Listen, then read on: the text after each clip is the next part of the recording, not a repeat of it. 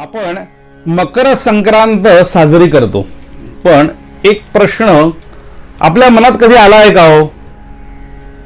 जर हा दिवस इतका पुण्यकारक आहे तर शास्त्रांनी हाच दिवस का बरं निवडला? सूर्य तर रोज उगवतो, रोज आपण बघतो, मग या एकाच दिवसाला स्नान, दान आणि साधनेचं विशेष फळ असं का सांगितलं गेलंय? मकर संक्रांत म्हणजे केवळ तिळगुळ आणि पतंग उडवणे आहे का, की यामागे खरोखरच काही खोल शास्त्रीय सत्य दडलेलं आहे का? तर ह्या प्रश्नाचं उत्तर आपण बघणार आहोत. आज आपण त्या सत्याकडे शांतपणे पाहणार आहोत. सज्जनहो, संक्रांत म्हणजे सूर्याचा एका राशीतून दुसऱ्या राशीत होणारा प्रवेश. मकर संक्रांतीच्या दिवशी सूर्य धनु राशीतून मकर राशीत प्रवेश करतो. हे विधान कोणत्याही कथांवरती आधारित नसून सूर्य सिद्धांत आणि आर्यभटीय यांसारख्या प्राचीन खगोल गणित ग्रंथांवर आधारित आहे. म्हणून मकर संक्रांत हा केवळ भावनिक सण नसून एक निश्चित खगोलीय घटना आहे. ह्याच दिवसापासून सूर्यदेवांचा प्रवास उत्तर दिशेकडे सुरू होतो, ज्याला उत्तरायण असे म्हटले जाते.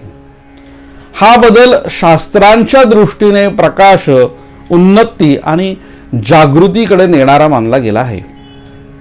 उत्तरायणारंभ.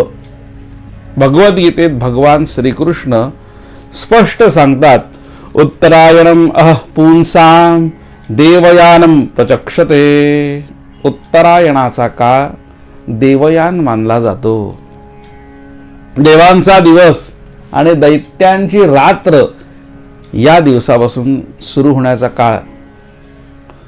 या काळात मन, बुद्धी आणि जीवन प्रवृत्ती ऊर्ध्वगामी होण्यासाठी अनुकूलता असते आणि म्हणूनच मकर संक्रांत हा दिवस आत्मशुद्धीचा आणि संयमाचा संकेत ठरतो. या दिवशी प्रातःकाळी तिळाचं तेल लावून तसंच तिळाचं उठणं लावून स्नान करायचंय. धर्मसिंधू आणि निर्णय सिंधू यांसारख्या स्मृती ग्रंथांमध्ये असं सांगितलं आहे की संक्रांतीच्या दिवशी केलेले स्नान, दान आणि जप, तप, हवन ह्यांचे फळ अनेक अनेक पटीने वाढते. इथे चमत्कार सांगितलेला नाही, प्रत्येक संक्रांतीला दान द्यायला सांगितलेलं. मी आता तुम्हाला म्हणतात धनु संक्रांत झाली तर ही मकर संक्रांत. शरीर आणि मन यांचा सुसंवाद सांगितलेला आहे. हिवाळ्याच्या शेवटी शरीराला स्नानाची गरज, मनाला शुद्धतेची आणि समाजाला दान संयमाची गरज असते. म्हणून हा काळ विशेष मानला गेला आहे.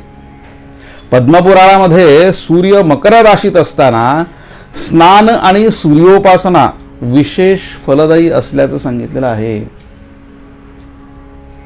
जल शरीराची शुद्धी करते तर सूर्य प्राणशक्ती जागृत करतो. म्हणूनच आपण दररोज जी काही स्नान संध्या करतो त्यापेक्षा मकर संक्रांतीच्या दिवशी सूर्याला अर्घ्य द्यायला सांगितलं, त्याचं फळ जास्त आहे. सकाळी स्नान करायचंय, याला परंपरेत विशेष असं महत्व सांगितलेलं आहे. रोज तर हे आपण करतो स्नान संध्या अर्घ्य, पण आज विशेष फळ सांगितलेलं आहे. या सगळ्या संदर्भांकडे पाहिले की एक गोष्ट स्पष्ट होते, हिंदू धर्मात अंधश्रद्धा नाही तर शास्त्राधारित जीवनदृष्टी आहे.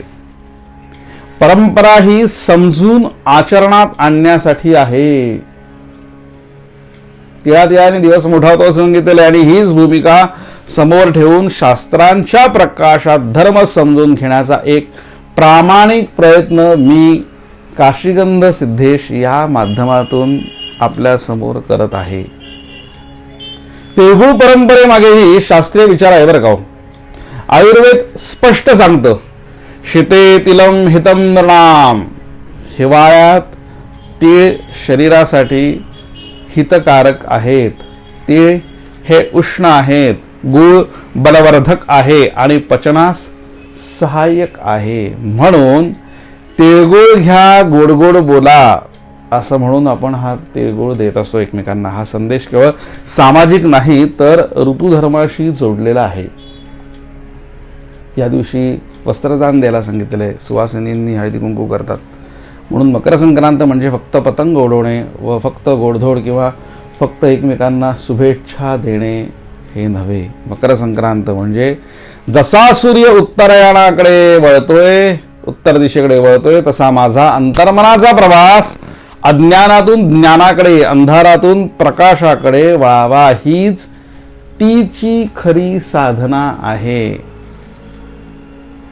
सज्जनो, आज आपण स्वतःला एकच प्रश्न विचारूया. मी मकर संक्रांत साजरी करतो आहे की शास्त्रांनी सांगितलेला तिचा अर्थ माझ्या जीवनात उतरवतो आहे? जर का हा विचार मनात उतरला तर मकर संक्रांत खऱ्या अर्थाने साजरी झाली असे म्हणता येईल. अन्यथा ती केवळ दिनदर्शिकेतील एक तारीख, पंचांगातला एक दिवस असा राहील.